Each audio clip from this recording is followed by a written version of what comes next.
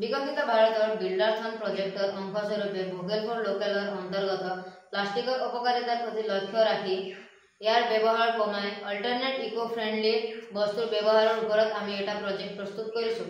প্লাষ্টিকৰ অত্যাধিক ব্যৱহাৰে বৰ্তমান সময়ত মাটি, পানী, বায়ু আদি অপকাৰিতা কৰাৰ লগতে মানুহৰ স্বাস্থ্যৰ ওপৰতো যথেষ্ট সমস্যাৰ সৃষ্টি কৰিছে।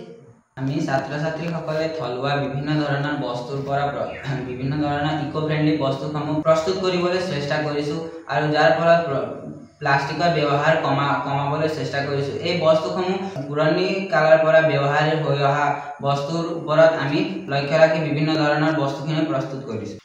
এইটো হৈছে কলৰ বাকলিৰে প্ৰস্তুত কৰা আৰু এইটো পুৰণি কালত বিভিন্ন ধৰণৰ উৎসৱ পাৰ্বণ বিয়া আদিত ব্যৱহাৰ কৰা হৈছে। ইয়াৰ ব্যৱহাৰৰ ফলত আমাৰ বিভিন্ন ধৰণৰ স্বাস্থ্যজনিত উপকাৰসমূহ আছে আৰু ইয়াক আমি প্লাষ্টিক আদি সলনি ব্যৱহাৰ কৰিব পাৰোঁ। এইদৰে আমি গছৰ পাতৰ পৰা প্ৰস্তুত কৰা প্লেট আদি ডিছ আদিৰ সলনি প্লাষ্টিকৰ ডিছ আদিৰ সলনি এইবোৰক ব্যৱহাৰ কৰিব পাৰোঁ।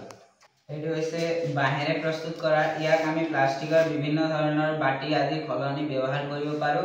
ইয়াৰ ব্যৱহাৰৰ ফলত আমাৰ পৰিৱেশো বিনষ্ট নহয় আৰু ই সহজে ইয়াক জ্বলাবও পাৰে।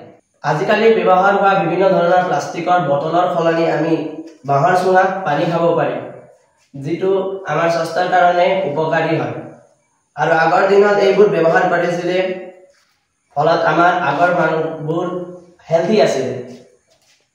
এইবোৰ আমি প্লাষ্টিকৰ সলনি ব্যৱহাৰ কৰি আমাৰ পৰিৱেশ আৰু আমাৰ স্বাস্থ্য ৰক্ষা কৰিব পাৰিম।